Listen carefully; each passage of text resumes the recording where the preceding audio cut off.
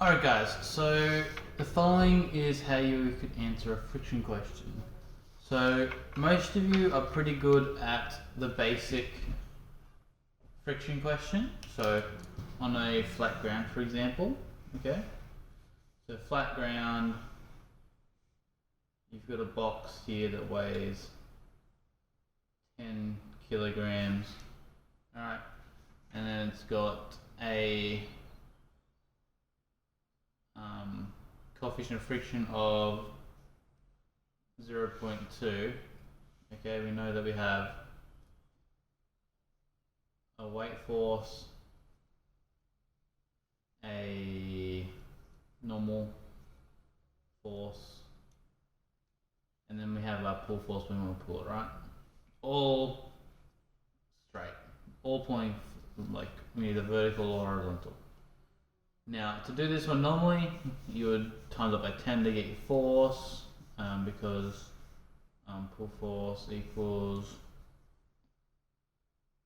force times coefficient of friction, which gives us 100 times 0.2 equals 20 newtons required. Okay? Now, this can actually be done graphically as well. Okay? And when you can do this graphically, you can do the rest of them graphically too. You just got to understand where your forces are. Now when we do truss analysis, we draw all the forces, or we draw all the directions of the lines, and then we just draw them all together. So for example, if we look at this one, we're going to have a force coming down, okay, here, that is going to be 10 kilo or 100 newtons long. Okay, we're going to have a force here at 90 degrees with this one, so let's have full force. Okay. Now our next line is where we need to take this coefficient of friction into account. So if we write 0. Inverse 10, so if we write in a calculator 0.2, you will get an angle equals 11.31 degrees. Now where is that being applied? That's being applied from where the point of contact is here. So the angle here, and that's going up. Okay, so this is like our normal reaction. So instead of having a normal reaction that goes up, this is our normal reaction with our friction taken into account. Okay, this is our angle of riposting. Okay, it looks like that. Okay, angle of riposte. Okay, is that thing? Is this angle here? Okay, it's where the normal should be, but slightly off due to the coefficient of friction. So we have our three forces here. Okay, we've got one going down, one going to the right, and one going to the left. So if we draw that with a ruler quickly. So if I draw this graphically, alright, I'm going to have a line that comes down at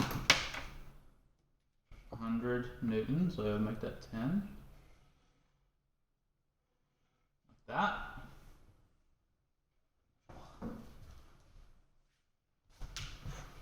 Double check, that's 100. Perfect. Alright. That's going down. 100. I need to draw my other forces. I've got a force, a horizontal force, so I'm going to draw that one here. Now remember, this is the equilibrium, so we're going to draw them going around. So head to tail, head to tail. So here, going to have an unknown force. Okay, we don't know how long this line is, because the line we're trying to find is that pull force. Okay. And then we have this one here. So if we have a look, it's triangle. Okay. If this here is 11.31, this angle here will also be 11.31 degrees. So from here, I'm going to measure from the point to there, find 11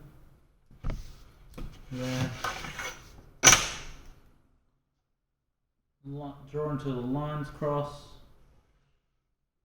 Okay, if I measure that, I should have around 2. Yep, I've got about 2 centimeters or 20 newtons of force there. Okay, a little bit less because I drew it 11.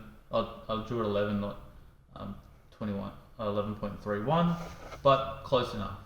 Okay, cool. That's the basics behind friction. Now you can apply this graphical method. Okay, because we've got this one here.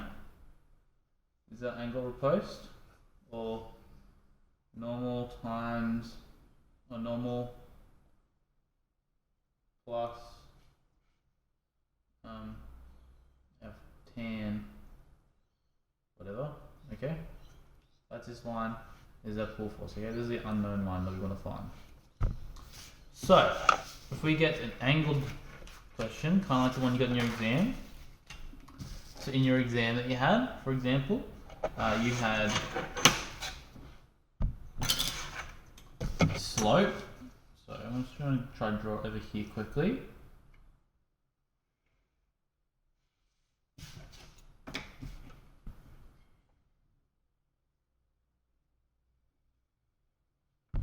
Your slope was at 35 degrees, I think, from memory. If not, we can work with that. So 35 degrees.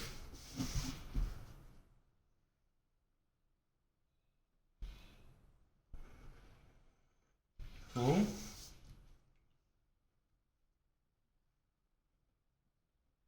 $35.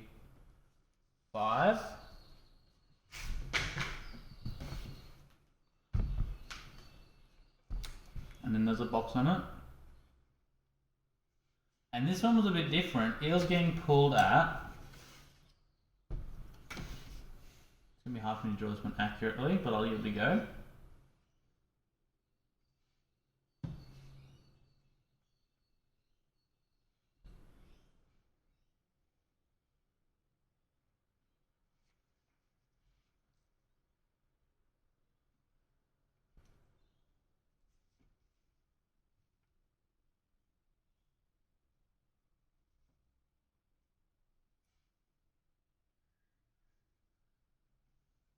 It was getting pulled at 60 degrees from the horizontal. Okay, now this isn't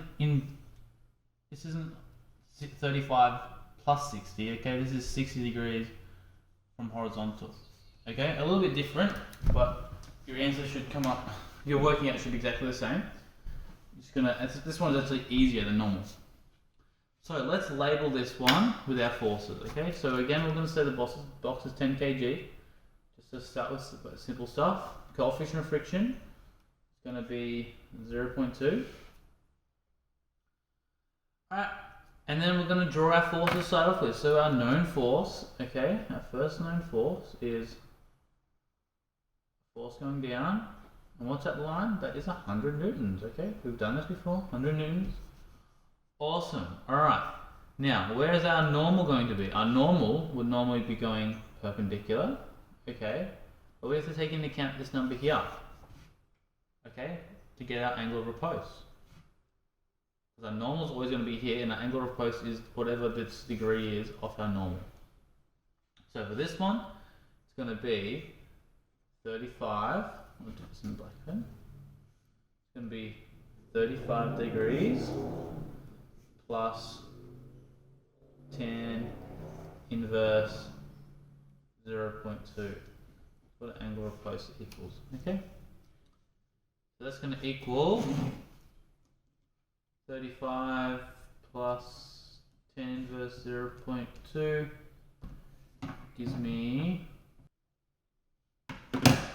46.31, or 35 plus 11.31. Okay, if you want to see what the working is like. Okay? So that angle is going to be around, I'll draw it to scale for you guys so you can actually visualize it a bit. That's going to be from there 11 degrees, which is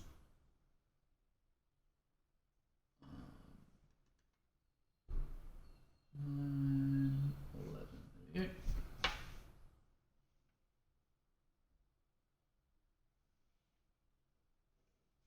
So that net force is pushing up. Okay. So we have a down force or a weight force there. We've got a angle of repose here. And then we have our pull force, which is at 60 degrees. Okay, so what that means is it's pretty much being applied. Let's just draw it like this and we'll do the graphical in a sec. It's being applied like that. Okay? And that's 60 degrees from horizontal. So if we follow this through, okay, that means it's going to be 60 degrees from here. Okay? That's going to be 60 degrees there, that angle. So, let's draw our graphical solution here. Okay? We've got a line going down, again, 100 newtons.